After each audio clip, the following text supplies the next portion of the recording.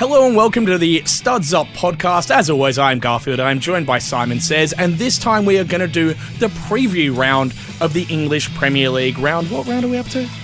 10. We're up to round 10. Wow. Doesn't time fly when you're losing at tipping? Anyway, as always, if you want to get back to us on Facebook, you can. Just type in Studs Up. You can give us your tips. You can give us your bets. You can do whatever you want. Give us feedback, be it good or bad. Or you can find us on our website. It's studsup-football.com. Without further ado, let's go through the round with the scores. I'm going to read them out, and then you give me your scores for this round. Sunderland versus Arsenal. I'm saying 3-0 to the Arse. I'm going at 2-0 to the Gunners. Manchester United versus Burnley at Old Trafford. 3-0 to the Red Devils. Also 3-0. Interesting. Watford versus Hull. 2-0 to the Hornets. I'm also going 2-0 to the Hornets. WBA versus Manchester City. 0-1. So 1-0 Are you to serious? City. Yeah. By the way, we haven't seen each other's No, we results, haven't. so This I is also really went 1-0. weird. Yeah, I went 1-0 City as well. Okay. But this will be mixed up soon, I'm sure. Tottenham versus Leicester. 1-1. Okay, I went 1-0 to Tottenham. Middlesbrough versus Bournemouth. 1-1. I've also gone 1-1. Crystal Palace versus Liverpool. 2-1 to the Pool. I've gone 3-1 to Liverpool. Everton versus West Ham. 2-2 draw. I've gone 2-1 to Everton, to the Toffees. Southampton versus Chelsea at St Mary's. 2-1 to Southampton. I've gone 1-1. Wow, we've both gone against the grain on that one. Yeah. And then Stoke versus Swansea. 2-1 to Stoke. I've gone 2-1 to Stoke as well, which I thought was the hardest of the round. Okay, we agreed. Wait, we need to look at each other's scores, I think, because that was strange. That was surreal. Do we really think that similarly, honestly? We kind of do. I actually don't know how that happened because, listeners, what we do is, to make it fair, we've both got a printout. Yeah, we both have our own sheets. We're completely separate from each other, and then just before it starts, so that there's no preparation, no discussion none. We look at the games, we go, we write them down. We write them down, and then we just blurt them out. And that's really strange how that came up. How many did we miss on actual result? Only twice, I think. I think there's only two. We got mostly scores as well, which is surreal. Yeah, that's very surreal. Okay, well, anyway. You watch how wrong we both are this week. Yeah, we're going to be terrible. Well, let's have a look at some of these picks here. I mean, Sunderland versus Arsenal. Can you really see Sunderland doing much? No. Even in Arsenal's arsey form? All I can see here is it has Arsenal written all over it. It does. I don't even know how much I can say about this. The Wenger special, especially basically. After what just happened with Arsenal. Yeah. I can't see another scoreless effort from them, so I think it's going to be a couple. I have a sneaky suspicion he might actually ring some changes. Yeah, because he still can, and why wouldn't you? Sunderland. This would be the time. I think the Ox will get another game. Walcott, the players that are a bit maybes. Yeah, definitely. Well, Walcott's been in really good form, so I can see. Well, has he? The 2 goals he scored were both just ridiculous. I don't know. Well, Arsenal, they try to pass it in. Yeah. He just nearly fell in with the ball. Yeah, from a yard, just like, there it is. So yeah, I went 3-0 to Arsenal because it made sense. Yeah, it does. Okay, let's go to the next one. United versus Burnley. We both agreed on this one as well, and after what just happened, Mourinho is going to be... he is going to ring some changes, and he is going to make sure that is a spanking. Yeah. This is going to shock you. I wouldn't be surprised if he brought back Rooney. Because if there's a game that you can play Rooney, it's against Burnley. Yeah, true. I don't think so. I think he's going to want to try and get the players he wants in form back in form. Yeah, possibly. So he might just play the same side and say, okay, what you didn't do against Chelsea, do it now. Get the feeling. Yeah. Remember what it's like to score goals because they're struggling now. They've gone 2 games now. Fellaini will definitely come out of that team. Oh, yeah. Okay, sorry. Apart from maybe Fellaini, that's right. There'll be an injury to centre-half because Bailey's out, so Blint will probably push back in. And hopefully might get a start. He should get a start. I hope Shaw comes back into the team because I don't understand why he's been ostracised. But I genuinely think of those 3 goals that I think 2 of them are Ibra's. They got Ibra's name. That game has Ibra just written large all over it, doesn't it? I think they're going to struggle to contain him. Yeah. All right. Watford versus Hull. We both went 2-0. Yeah, look, that was a kind of easy one to tip in terms of a victory. I'm a little unsure about the score of 2-0, but... Speaking of strikers that have their game writ large on it, that's a Troy Deeney special right there. It does. It has Troy Deeney's name. It does. Yeah. And that's kind of why I went for 2. Yeah, no, totally. I agree with you. How about WBA versus City? Well, I know we're calling a cagey game because I believe in Poulis's organisation. Yeah. It's been proven time and time again. Absolutely. The way they played against Liverpool was very impressive. They withstood some immense pressure. Yeah. I mean, they there were had some large excellent swaths. centre halves. Yeah, I mean, absolutely. And there were large swaths of that match where Liverpool just dominated. There was nothing happening but peppering shots. I will say this: they have the best centre half outside of the top 7 in Johnny Evans. Yeah, and that's a fair call. Their keeper is also on Yeah. his day as good as Ben any. Foster is as good as anyone on his day. Yeah, he's as good as anybody. Yeah. So, but that doesn't change the fact that I think City will. Having said that, City might come out and just pulverise them. I could see them doing 6-0 something. I know, stupid. and you just go, duh, what? But no, I think 1-0. I think they're going to keep it tight. How about Tottenham versus Leicester? Now, this is probably the hardest game of the round to pick for me. So I would have, to be honest with you, I could have, if I was going to have an each-way bet, I would have bet on Tottenham victory or a draw. Yeah. I know that seems a little harsh on Leicester. I know it does. But I just don't think that Tottenham are going to play into Leicester's hands because Tottenham's a possession football side that won't give the ball away easily. Yeah. So it's not going to allow for the same and they measure press of so counterattack. high that they do. You can't counter them. What I will say, Well, they you don't can, have but- Alderweireld. Yes. So that's made me a little nervous. That's why I went away from a Tottenham victory to a draw. Right. Because I think that if Leicester do get their chance and put it away, I'm not expecting multiple goals from Tottenham necessarily. Yeah. So I tipped the draw because just that's my reason. I'm sticking with it. It's so, yeah, no, fair enough. I'm sticking with it. I Stop understand. making me explain. No. It's I've hard. done enough. It's hard with Leicester because you don't actually know the team they're going to put out at the moment, and that's kind of one of the weird intricacies of the way they're selecting at the moment. I mean, Ranieri's gone back into classic Tinkerman style, where you don't know if he's going to choose Vardy, if he's going to choose Slimani, if he's going to have Okazaki, is it? Who's the support striker, who's excellent, and he kind of makes their team tick, but you don't know if he's going to play him. Vardy will play that game. Okay. Guarantee. Why? Why do you think that? You just got that feeling? I think that Tottenham at home, Vardy is considered to be that game breaker.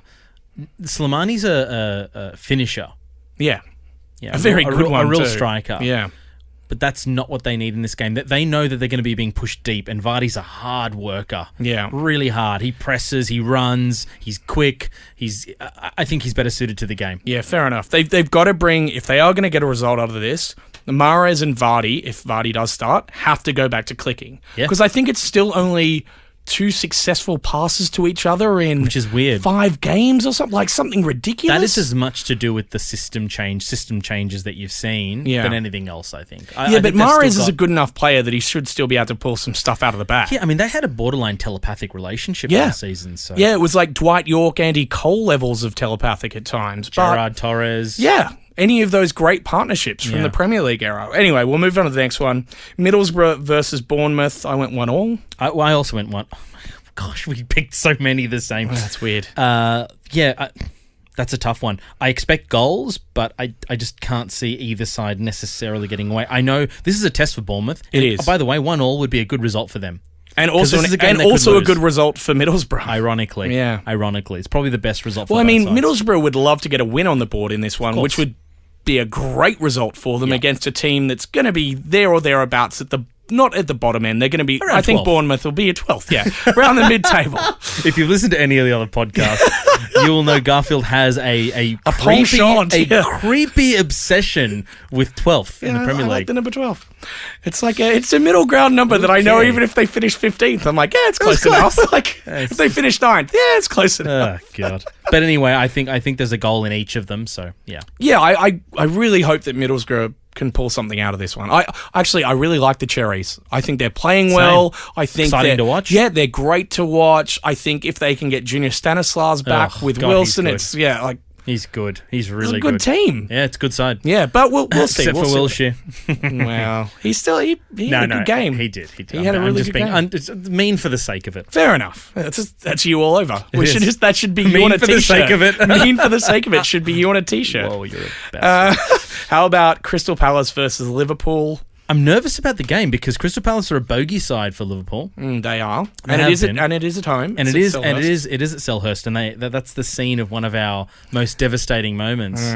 So I'm always cautious tipping against Palace when they play Liverpool.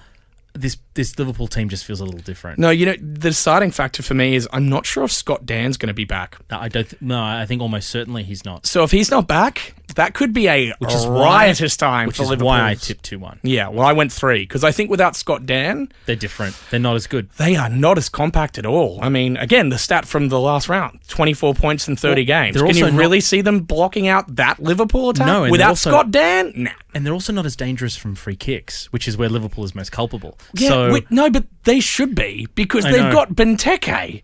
Makes no sense. And they've got Kabai, who's one of the best dead ball deliverers in the country. Yeah. No, honestly. So whilst I'm nervous about the game, I tipped Liverpool not just so much on parochialism. I think that's a merit victory. By the way, this just popped into my head just then. When we were speaking about Pardew, I don't know if you guys heard the last podcast, but we were talking about how he's a bit of a fair weather manager, maybe. This is one of the things that I always think goes against that particular ethos of thought. He managed to get Kabaye back from Paris Saint-Germain to join him at Crystal Palace. That is one of the best midfielders going around. Yeah. He's not elite. He's one of the best kind of second-tier players in the entire league.